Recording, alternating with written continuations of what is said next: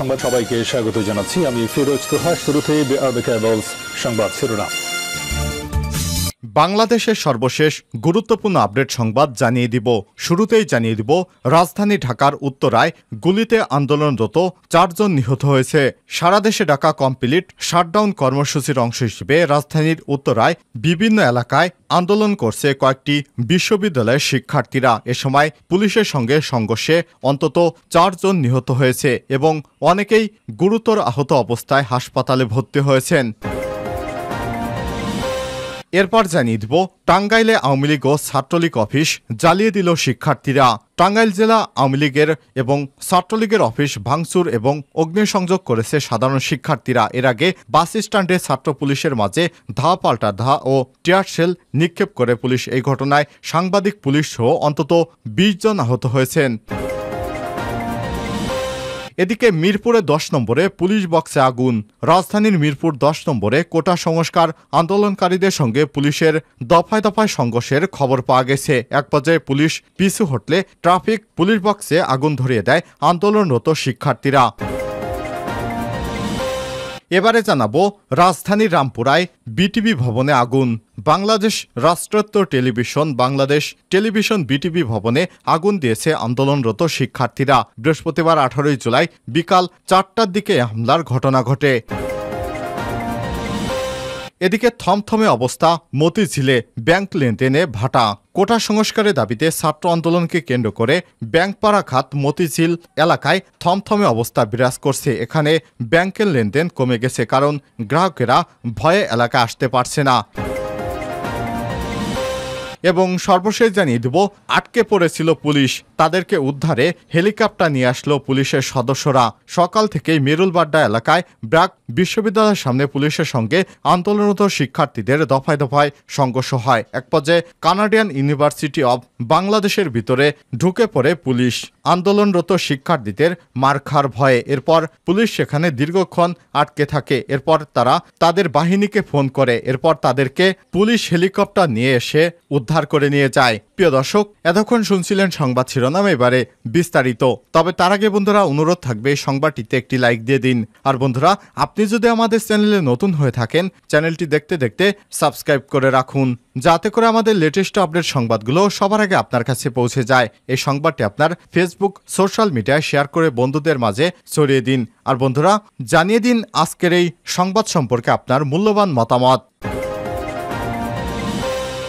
বাংলাদেশের গুরুত্বপূর্ণ আপডেট সর্বশেষ সংবাদে আপনাকে স্বাগত।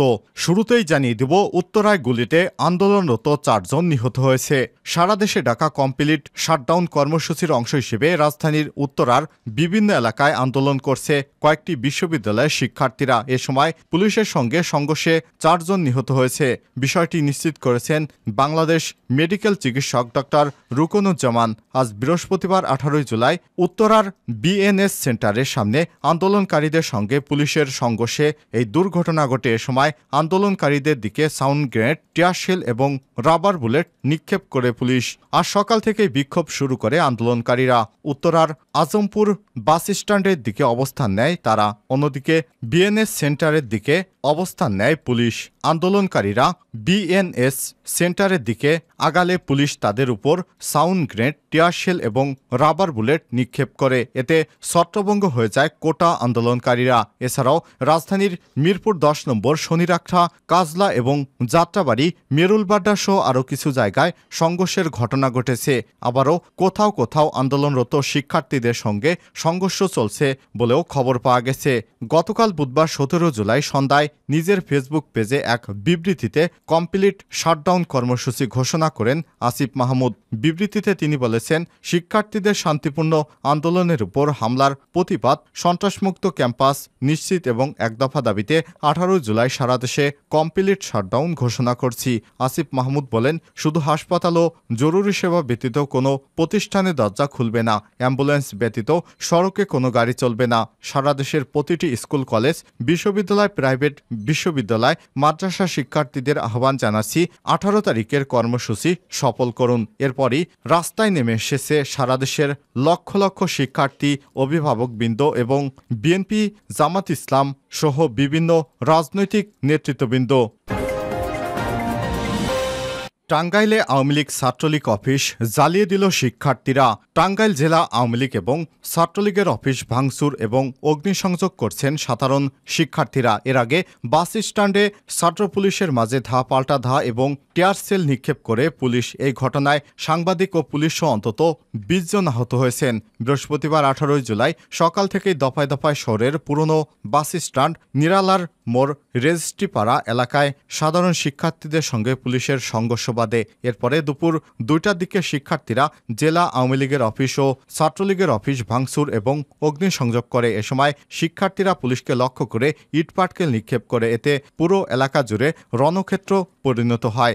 বন্ধ হয়ে যায় সব ব্যবসা প্রতিষ্ঠান। শিক্ষার্থীরা যানবাহন এবং পোস্ট অফিসেও ভাঙচুর চালায়। সংঘর্ষ চলাকালে আনন্দ টিভির মৃদুল, সময় টিভির আব্দুর রাশেদ, নাগরিক টিভির নোয়ান আলী, এখন টিভির ক্যামেরাম্যান শোভন, বিডি নিউজের টাঙ্গাইল প্রতিনিধি তোফাজ্জল হোসেন সহ অন্তত আহত হয়েছে ২০ জন। এছাড়াও পুলিশের গুলিতে এক শিক্ষার্থীর পায়ে গুলিবিদ্ধ হয়ে আহত হয়েছেন। তাদের টাঙ্গাইল জেনারেল হাসপাতালে ভর্তি করা হয়েছে। পুলিশ জানিয়েছে, সকালে টাঙ্গাইল প্রেস ক্লাবের সামনে থেকে কোটা সংস্কারের দাবিতে কয়েক হাজার শিক্ষার্থী মিছিল নিয়ে বিভিন্ন সড়ক প্রদক্ষিণ করে পুরো বাস স্ট্যান্ড এলাকা পৌঁছলে পুলিশের সঙ্গে তাদের সংঘর্ষ শুরু হয়। এ সময় পুলিশ আত্মরক্ষার্থে টিয়ার শেল নিক্ষেপ এবং রাবার বুলেট ছোড়া শুরু করে। এ সময় সাধারণ মানুষ আতঙ্কিত হয়ে দিক বিদিক ছুটতে শুরু করে। এ বিষয়ে টাঙ্গাইল পুলিশ সুপার মোহাম্মদ গোলাম সবুর জানান, কোটা আন্দোলনের শিক্ষার্থীরা জেলা আওয়ামী লীগ ও ছাত্রলীগ অফিস ভাঙচুর ও অগ্নিসংযোগ করে। এছাড়াও শিক্ষার্থীরা জানমালের উপর আক্রমণ চালাচ্ছে। এতে পুলিশের উপর বৃষ্টির মতো ইটপাটকেল নিক্ষেপ করে। এ সময় ৫ পুলিশ সদস্য আহত হয়েছে। পুলিশ সবসময় ধৈর্যের সঙ্গে সবকিছু মোকাবিলা করছে। মিরপুরে ১০ নম্বরে পুলিশ বক্সে আগুন। রাজধানীর মিরপুরে ১০ নম্বরে কোটা সংস্কার আন্দোলনকারীদের সঙ্গে পুলিশের দফায় দফায় সংঘর্ষের ঘটনা ঘটেছে। এক পর্যায়ে পুলিশ পিছু হটলে ট্রাফিক পুলিশ বক্সে আগুন ধরিয়ে দেয় আন্দোলনকারীরা। বৃহস্পতিবার ১৮ জুলাই দুপুর ২টার দিকে এই দুর্ঘটনা ঘটে। জানা গেছে, মিছিল নিয়ে আন্দোলনকারীরা মিরপুর ১০ নম্বর এলাকায় অবস্থান নেয়। এ সময় উপস্থিত পুলিশ সদস্যরা তাদের বাধা দিলে আন্দোলনকারীরা পাল্টা ইটপাটকেল ছোড়ে। পরে পুলিশও টিয়ার শেল নিক্ষেপ করে। সময় আন্দোলনকারীদের ইটপাটকেল নিক্ষেপের কারণে পুলিশ পিছু হটতে বাধ্য হয়। পরে বিক্ষুব্ধ আন্দোলনকারীরা পুলিশ বক্সে আগুন ধরিয়ে দেয়। এই মুহূর্তে পুরো এলাকা জুড়ে থমথমে পরিস্থিতি বিরাজ করছে। এর আগে রাজধানীর উত্তরা পূর্ব থানায় অগ্নিসংযোগের ঘটনা ঘটেছে। বৃহস্পতিবার বেলা ১:৩০টার দিকে উত্তরা পূর্ব থানায় অগ্নিসংযোগ করা হয়েছে বলে জানা গেছে। এরপর ফায়ার সার্ভিসের ২টি টিম ঘটনাস্থলে গিয়ে আগুন নিয়ন্ত্রণে কাজ করে। এদিকে কোটা সংস্কার মামলার শুনানি এগিয়ে আনার নির্দেশ দিয়েছে আইনমন্ত্রী আনিসুল হক। তিনি বলেছেন, এ বিষয়ে ইতিমধ্যে অ্যাটর্নি জেনারেলকে নির্দেশ দেওয়া হয়েছে। বৃহস্পতিবার ১৮ জুলাই বেলা ২টার দিকে আইনমন্ত্রী আনিসুল হক এক সংবাদ সম্মেলনে এসব তথ্য জানান। রামপুরায় টিভি ভবনে আগুন। বাংলাদেশ রাষ্ট্রোত্তর টেলিভিশন বাংলাদেশ টেলিভিশন বিটিভি ভবনে আগুন দিয়েছে আন্দোলনকারীরা। বৃহস্পতিবার ১৮ জুলাই বিকাল ৩টার দিকে এ হামলার ঘটনা ঘটে। এ সময় ভবনের সামনে পার্কিং স্টেশনের কয়েকটি গাড়ি এবং মোটরসাইকেলে আগুন দেওয়া হয়েছে। রামপুরা পুলিশ ফাঁড়িতে অগ্নিসংযোগ করা হয়েছে। সেখানে অন্তত ১০টি মোটরসাইকেল আগুন জ্বলতে দেখা গেছে। এদিকে রাজধানীর মিরপুর ১০ নম্বরে কোটা আন্দোলনকারীদের সঙ্গে পুলিশের দফায় দফায় সংঘর্ষ হয়েছে। থমথমে অবস্থা মতিঝিলে ব্যাংক লেনদেনে ভাটা। কোটা সংস্কারের দাবিতে ছাত্র আন্দোলনকে কেন্দ্র করে ব্যাংকপাড়া খাত মতিঝিল থমথমে অবস্থা বিরাজ করছে। স্বাভাবিক দিনের তুলনায় উল্লেখযোগ্যভাবে কমে গেছে জনসাধারণের চলাচল। লেনদেনে ভাটা পড়েছে ব্যাংকের শাখাগুলোতে। বুলেটের শব্দে শঙ্কিত ব্যাংক কর্মকর্তারাও।